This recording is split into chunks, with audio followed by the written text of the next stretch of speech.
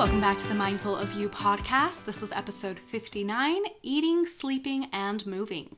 So, I was thinking about how with some of the concepts I share here on this podcast, I focus a lot on what's helping me right now. But there's always new people coming to this podcast, and you're all at different stages of your mental health journey, so to speak. And so I want to touch on different parts of that journey and make sure that people are getting the help they need. So I wanted to talk about basically the first step to me feeling better, which was improving my eating, sleeping, and exercise or movement. So trying to implement the term movement because of Michelle last week talking about how much she prefers that term, and I think I agree. So I'm gonna rehash some things that we've talked a little bit about on this podcast because they were so crucial to me to start feeling better. So when I was like a sophomore in college, I think, sophomore or junior, I was talking to one of my friends and he was telling me about like how he just wasn't feeling good. And I had already kind of gotten into the mental health scene, and I think I started my Instagram.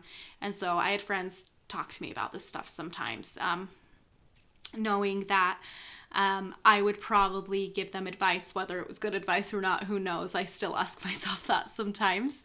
But yeah, he just asked me, what he could do to start feeling better. And I remember asking him, I was like, well, how's your sleep? Because I knew that this particular friend didn't sleep that much. And I remember him telling me like, it's bad. Like I sleep maybe like go to sleep at like 4 and wake up at 2, and then fall back asleep at 7 p.m. and wake up at 11. And his sleep schedule was all over the place. And I was like, well, maybe we should start there. And I think this particular friend was maybe looking into like getting medication for like depression or anxiety or something like that, which can be really helpful. So I, however, struggle a little bit when people jump straight to like medication, especially in high dosages, when there are things like this that haven't been addressed, because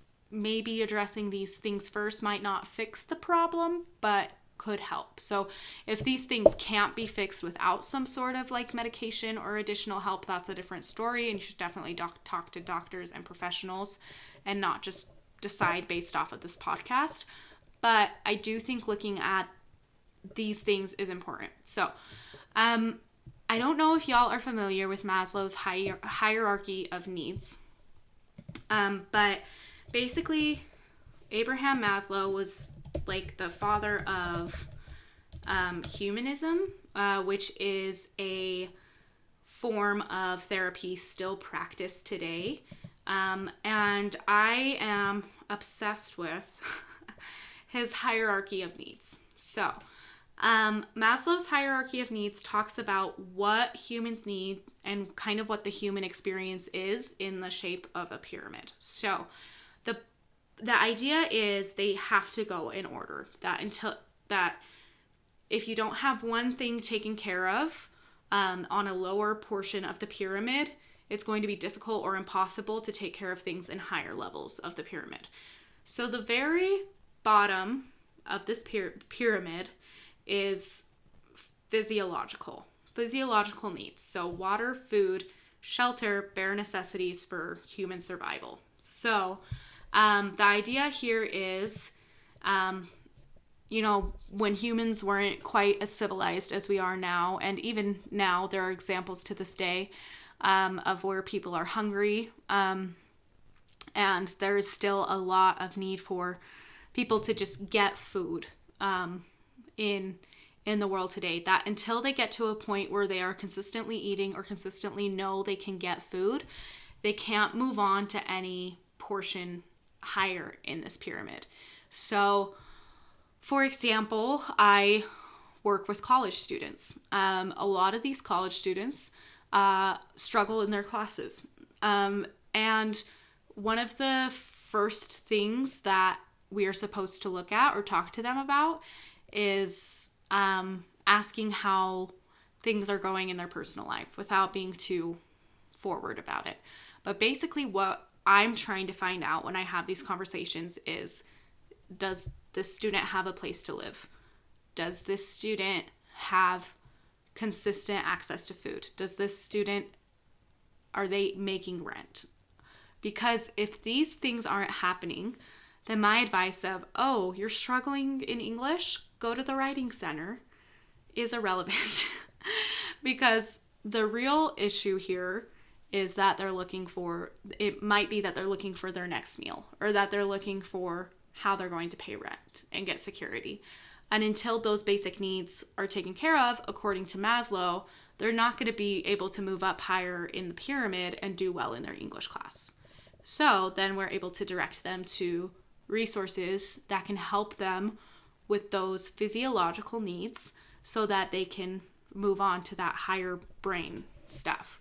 So the reason I bring up this hierarchy of needs is because if you're listening to podcast episodes of mine or doing other things to try and start feeling better, but your eating and your sleeping and your moving are kaput or not present and not happening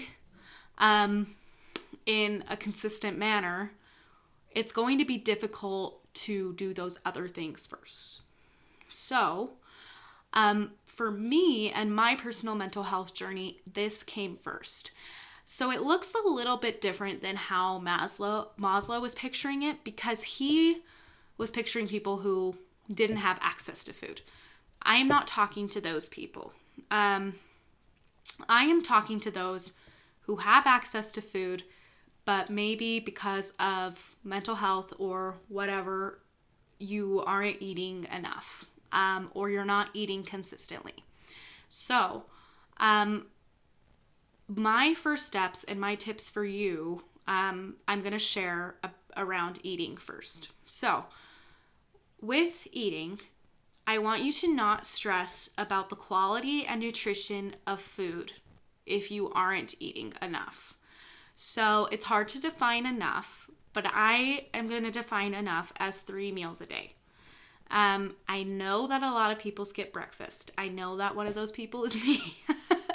However, I didn't used to be able to skip breakfast. I wasn't able to manage my emotions enough to the point where if I skipped breakfast, like I was falling apart halfway through the day or halfway through the morning if I didn't have some sort of snack. And part of the problem I think that arises is people feel like they have to do food right. Like they have to eat really nutritious food, that it should be homemade, and that it's hard to buy food that's healthy enough because it's more expensive. If I were you and you're in the situation of I'm not eating at least lunch and dinner or breakfast, lunch, and dinner where possible, I wouldn't worry at all about the health of the food. I know that's a little bit controversial, but if it needs to be McDonald's, go get McDonald's. Get some food in your body. Because of my second tip here, it's carry snacks with you if you get hangry. So although this is a trendy term, it's actually true that it's more difficult to regulate our emotions when we're hungry. So if we're obsessing over the quality or the nutrition of food and we're getting hungry and not eating, we're going to be in a worse space than if we had just eaten not as healthy food. So obviously eventually we want to get to the point where we are eating healthy and we're thinking about more thoroughly what we're getting into our bodies, but we're at the base of the pyramid right now. Going back to my second tip here, carry snacks with you if you get hangry. I used to do this. I wasn't at the point where I could regulate my emotions well enough that I could handle being hungry. I would still get a little hungry, but if there was kind of a gnawing in my stomach that was my gosh, I'm hungry, I need food, and I was stuck somewhere where I couldn't have food, I was the worst person ever to be around. And I didn't want that to do that to myself or to other people anymore. So I just started carrying snacks with me, and I would even take them on dates and just make sure I had enough to eat, because I was like, I don't know if this guy's going to take me to get food. I think that's part of the plan, but if it's not, I want to make sure I'm not hangry. I would recommend those two main things if you're like at the very beginning stages of trying to take better care of yourself and like get to the point where your emotions are a little bit more stable. Eat something's better than nothing, and carry snacks with you so that if you're end up in a place or a situation where there's not food, that you have something to eat. Okay, so tips for sleeping. So this is another part on the pyramid. And another huge thing for starting to feel better. I used to go to bed so early compared to my roommates. I would get in bed at like 9:30 and they would be up till at least like midnight. And like, yeah, I probably did miss out on some stuff socially, but I needed the sleep. I knew I needed the sleep to have a decent day the next day for how high my anxiety was at the time. So my first tip for sleeping is have a nightly routine of some kind. Like, it doesn't have to be Instagram worthy where you're like doing your face mask and taking a bath with salts or whatever. Like, no, we don't need all that. If you want to do that, great, but that's not what I'm talking about. For me, my nightly routine is I go to bed around 9 to 10:30 every night. So I do give myself a little bit of a window, knowing that things fluctuate. I might be out or something, and that window probably shifts to 11:30 on weekends. But weeknights 9 to 10:30. And I put my phone in another room, and I read or watch a show. I also make sure I have water by my bed so I don't have to get up and get it if I wake up during the night. So the phone out of my room is kind of new. It's amazing. If you've considered not keeping your phone by your bed, do it. If you're stopping because of the alarm thing, get an alarm clock. They're not that expensive.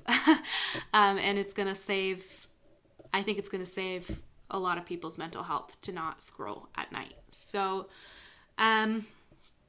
it's just really nice because my brain can actually turn off. And this goes into tip number 2. So I'm just going to share that, which is don't get on your phone if you can't sleep, if it's at all avoidable. Watch a show. And I put a little caveat here. If you're going to watch a show, watch like a familiar show, not a bingeable show. So if you're like binging The Crown, don't turn on The Crown, because then you're going to finish the whole thing and you're not going to sleep. Or read a book. And again, if you can, maybe not one that's like chapter after chapter. I've gotten stuck in that before where I've stayed up too much reading. But the reason I'm like, just don't get on your phone is because phones are super triggering. Because they have things like work sometimes, like if you have anything for work coming through on your phone, or social media can also be triggering. Like, it's just going to shoot yourself in the foot sometimes. So likely the reason we want to get on our phones when we can't sleep is because nighttime's really quiet and we have to be alone with our thoughts if we wake up during the night. And I know that our minds might be a little bit scary right now if we're still working on our thoughts and still working on positivity and gratitude, but you can handle it. It might be a little bit uncomfortable, but that's why we're still gonna get a distraction. It's okay. You don't have to just sit there and stare at the ceiling. I just think you should get a distraction that's not your phone, if at all possible. Okay. And then my third tip regarding sleeping is when you don't get enough sleep, which will happen, sometimes that happens, don't ruminate on that all day. So rumination is like thinking, but excessively, and over again. So don't ruminate on the fact that you didn't get enough sleep. Like, oh my gosh, I'm so tired. I only slept 4 hours. And then we call our husbands and we tell them, oh my gosh, I only slept 4 hours. If you need to take a day off to sleep or rest, and that's possible for you, do it. But if you're not going to do that, or you can't do that, it's not helpful to ruminate on the fact that we didn't get enough sleep. It's better to just say, dang, wish I would have slept more. We can acknowledge it, that's fine, but then we move on and we just go about our day as normal. And we can be patient with ourselves and compassionate with ourselves. We're a little more tired than usual, but we don't need to build up all this frustration about the fact that we didn't sleep as well as we wanted to. So moving on to movement. Haha, I made a pun. So this technically isn't in Maslow's hierarchy of needs, but I think it's because like humans didn't used to have the option to not move. So I don't think Maslow felt the need to include that, but because we have jobs now for people to like bring us stuff so we don't have to move, we have to add this now. So as far as movement and exercise go, my first tip is to get rid of your all or nothing mindset. Some movement is better than none. So for some people it works, and if you're one of these people, then great. For some people it works to decide like, I'm going to do this every single day. For me, that just doesn't work. I've tried it. It doesn't. Unless it's something like really simple. Like I remember back at the beginning of my mental health journey, I made a goal to brush my teeth and brush my hair every morning. So something like that was pretty attainable. But if it's like, I am going to go to the gym every morning, for me, that's just, it doesn't work. But I do think for some people, they can get in the habit, and it does. And I think, eventually I could, and I might get there. But definitely starting out, I wouldn't recommend jumping into that all or nothing, because then when you miss a day or you miss 2 days, you might just give up. And you might be like, dang, I can't do it. Like, look, I already failed. I didn't do it. And so I would recommend just thinking of more natural ways you can incorporate movement. So I used to have the goal to go up the stairs to work every day. That is so freaking hard. Those stairs are so mean, and I don't know why it's so exhausting to climb those stairs, but it is. So I gave up on that.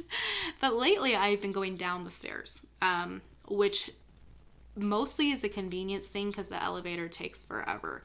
And going down the stairs has been a lot more doable because I'm not getting exhausted, but I'm still moving my body.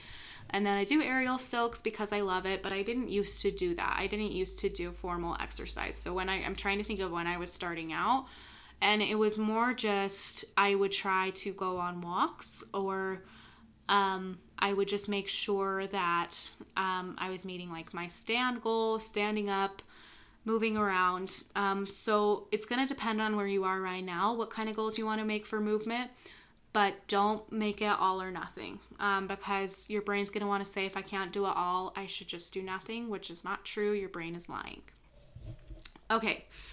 Number 2, if it's too emotional for you, don't tie movement to weight or appearance. Tie it to your overall well-being and mental health. So I think it can be really like discouraging to try to lose weight.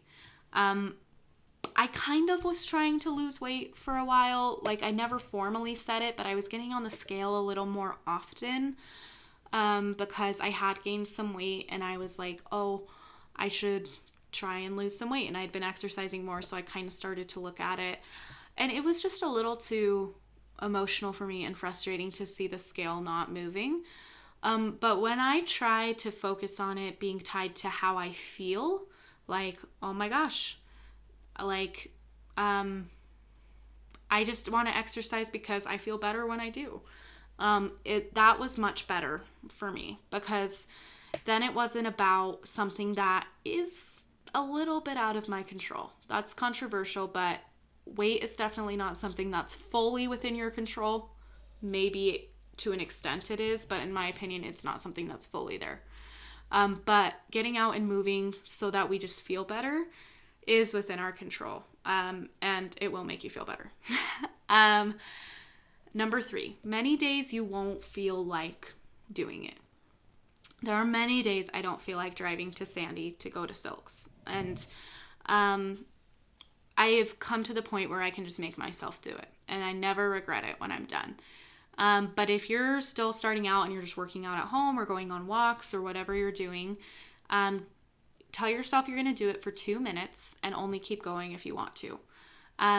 Starting and stopping is better than doing nothing at all. So if you find after 2 minutes, you're like, nope, this sucks. I don't want to. Then you can stop, and that's fine. But making yourself start is going to be better for forming a habit. Exercise and movement, it's a natural dopamine hit. It's going to help you feel better. I fought this for so long. I was like, I don't like exercising. I don't want to do it.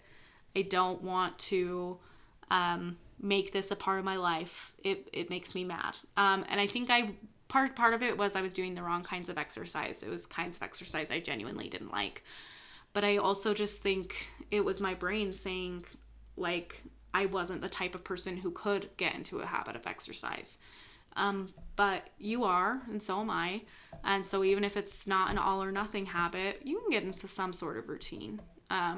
For me, it's like 1 to 3 times a week is formal exercise, and then I just try and move a little bit more. And I love it. It really is a natural dopamine hit. It makes me feel better. It makes me feel accomplished. And so, yeah, that's my tips regarding eating, sleeping, and movement. If all of this stuff is stuff you already do, then that's great. And I would invite you to think of like the level you're at now. And if you can add to in one of those areas, make it a little bit better, you're still going to feel even better than you do right now. So thank you guys so much for listening to my little podcast. I really appreciate it. If you feel so inclined, please leave me a 5-star review or share this to your story or to one of your friends who you think might need it. It really helps me and just takes you a little bit of time. So thank you. Have a wonderful